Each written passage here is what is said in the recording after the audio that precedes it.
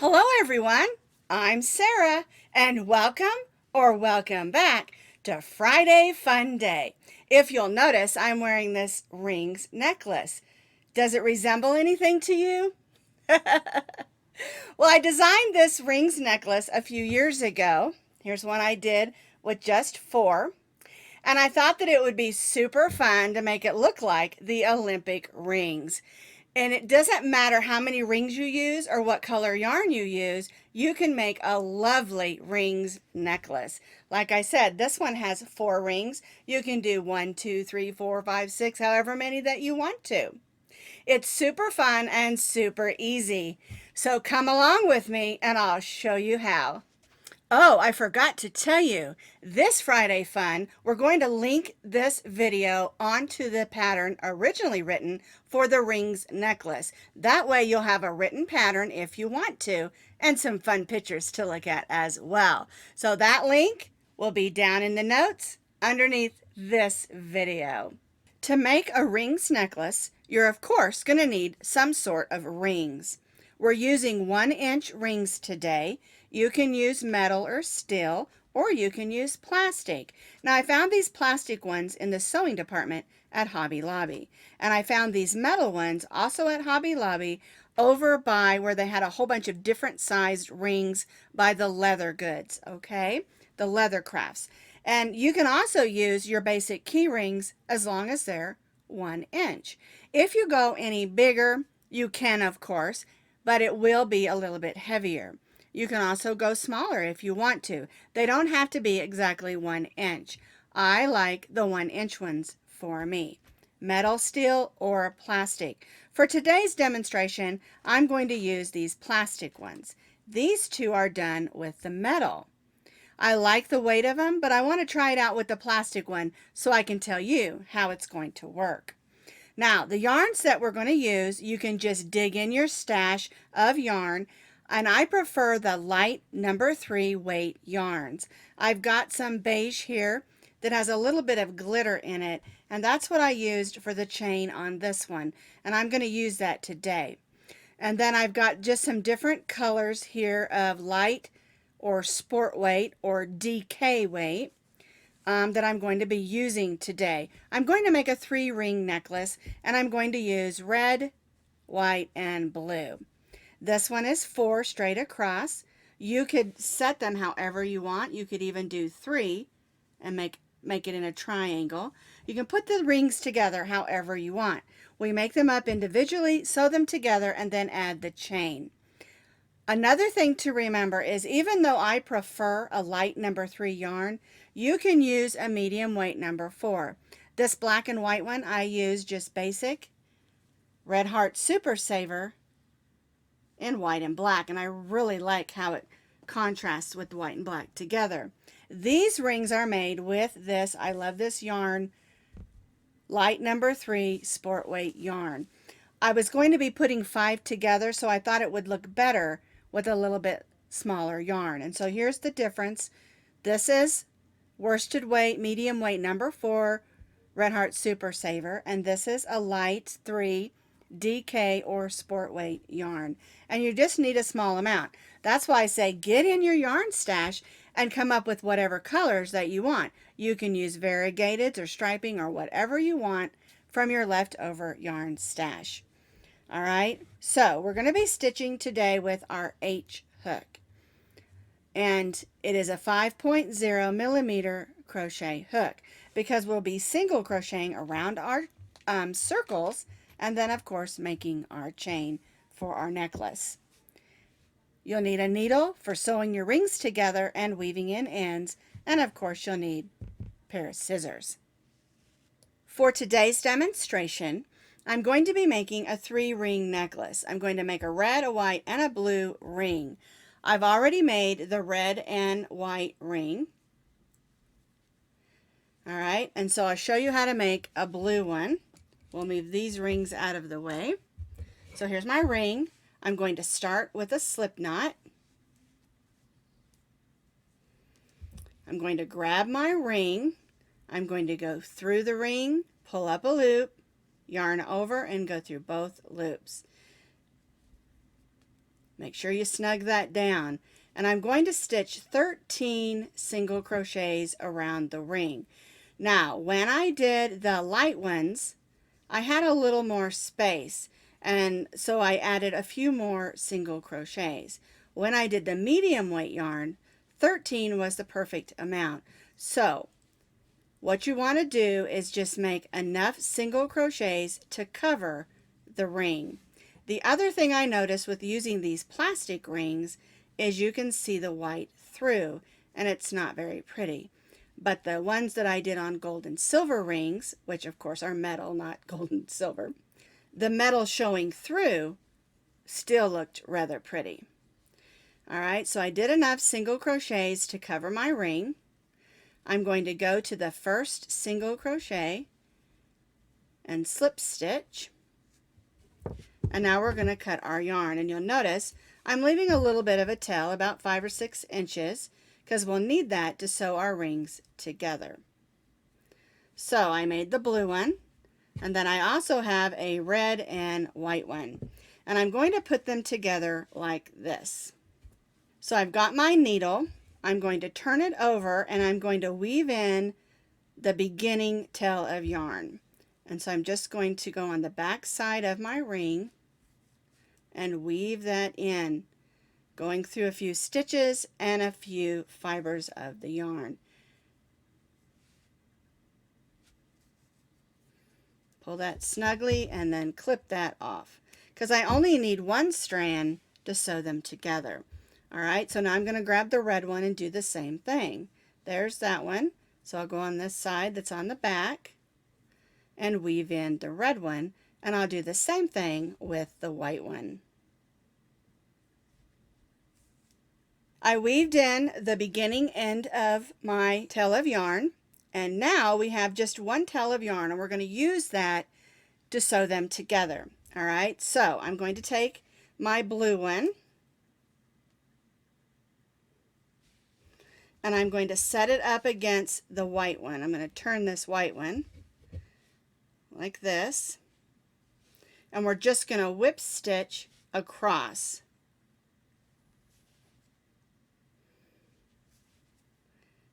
All right, I did 4 stitches. Now I'm going to turn this and come back the other way, again going through the stitches.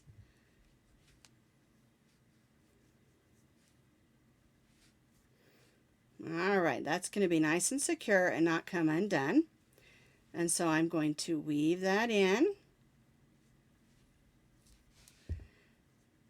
And I'm over here by this white one, and I'm going to go ahead and tie those two together with a little knot. We're not going to need the white one because of the way we're sewing the 3 of them together. All right, and we'll clip that string. And if you feel a little bit more comfortable putting a little of the no-sew glue on that, you certainly can on that knot. I haven't had any trouble with them coming apart.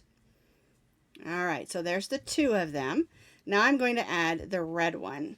Where we stitched it together is the back, and then we turn it over, and that's the front, okay? All right, so now we'll thread the yarn of the red one on, and I want this one to go right here. All right, so I'm going to turn this over, and I'm going to stitch a couple stitches going through the white, and then I'll stitch a couple stitches going through the red and the blue. Okay, let's turn it over before I tie that off. See how that's going to look? I do think I should have put more red stitches so that it doesn't show through on that white. All right, so I'm going to come back across, making sure it's nice and secure. And then again, weave that in. That's nice and tight. That's not going anywhere. All right, and again, if you want to put a bit of your fabric glue or fray knot on that to hold those knots, you can. But again, I haven't had any issues with it. Now, I have my 3 rings ready to be made into a necklace. This beige yarn that I have is a number 1 yarn. Number 1 really light yarn. And so what I'm doing is I'm using 2 strands held together. But if you're using your lightweight yarn that's a number 3 or your worsted weight, medium weight number 4 yarn, you don't need to use 2 strands held together. But because this is such a light yarn, and I really wanted to use this because it has that sparkly gold in there. All right, so what we're going to do is we need to decide where we want to put the chain. Do we want it to hang this way, this way, this way? And I think I'm going to hang it right off the sides of the white. And so I'm going to go in here through one of the single crochet stitches and make sure that you go through 2 of the loops. We're going to join this in, and then we're going to chain. Now, the amount of chains is up to you and how long you want to make your necklace. Okay, and so we're just going to chain until it's the length that we need. So what I suggest that you do is you just keep chaining, and once you get it a certain length, we're going to put it back over here, and you can adjust this by holding it up on your neck or measuring it with your tape measure so that you know if it's a 15 inch, a 16 inch, something like that. I have my tape measure or my ruler out here, and so I'm measuring it. There's 6, 12, and about 18 inches. And that's about the length I wanted this one to be. All right, so I've chained that length. We want to try to keep it from twisting, but it might twist some. And then what we'll do is we'll come up here and join it to the other side of this circle. Again, going through 2 loops of your single crochet because we want that to hold secure. There we go.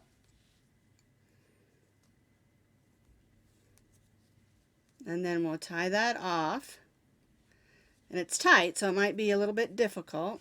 There we go. With a slip stitch. And then we'll cut that yarn. All right, so now we'll snug those down. And the only thing we have left to do is to weave those ends in with our needle. What I like to do with these is not have to put a knot in it. Now this other one, this black and white one that I did, because I did white on this side and black on this side, I ended up having to put a knot in the back of it.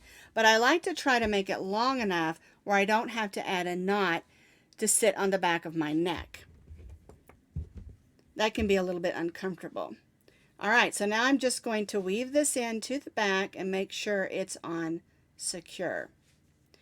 And again, you can use that fray knot or that fabric glue. Add a little dab of it on the knot so that it's not going to come undone. But again, I haven't had to do that on these. I just weave them in real good and they haven't come undone at all. The key to getting it to stay is to go through stitches and fibers of the yarn. All right, so there's one side and I need to do the other. And so here's our finished necklace. And another thing is that you can make this into a bracelet by doing it similar to this black and white one where you just put the rings all together and make it so that it fits around your wrist and then don't add the chains. So there's lots of different possibilities with these ring necklaces. And here, of course, is the Olympic one that we talked about.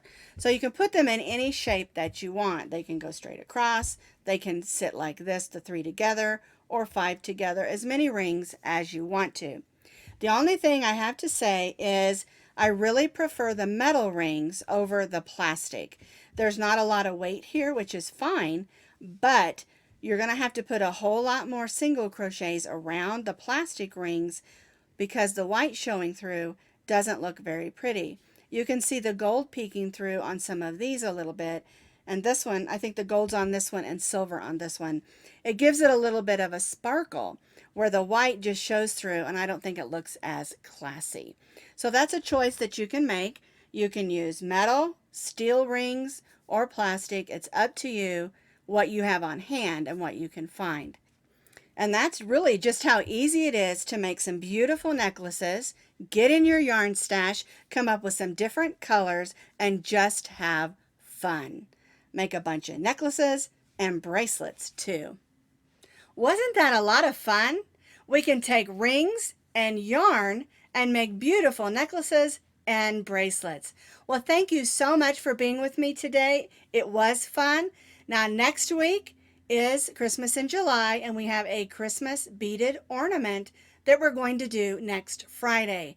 You can use any kind of beads as long as they can slide on to some medium weight number 4 yarns. So be looking forward to that next Friday for Friday Fun with Sara. I hope I'll see you there.